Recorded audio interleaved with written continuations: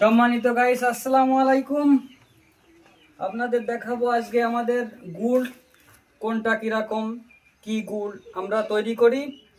এই যে এটা দেখেন, এই যে এইটাকে আমরা বলি নলন গুড় বা ঝোল গুড়।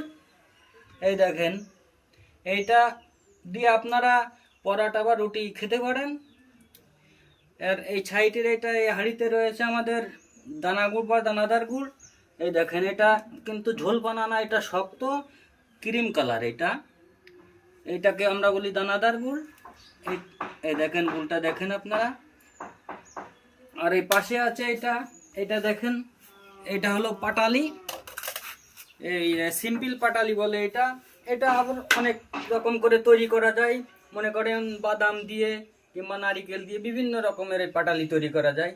যারা আমাদের এই গুড় নিতে আগ্রহী তারা আমাদের এই নাম্বারে যোগাযোগ করবেন। এই যে আমাদের নাম্বারটা দেখেন, এটাতে যোগাযোগ করে আমাদের কাছে অর্ডার দিবেন। আসসালামু আলাইকুম।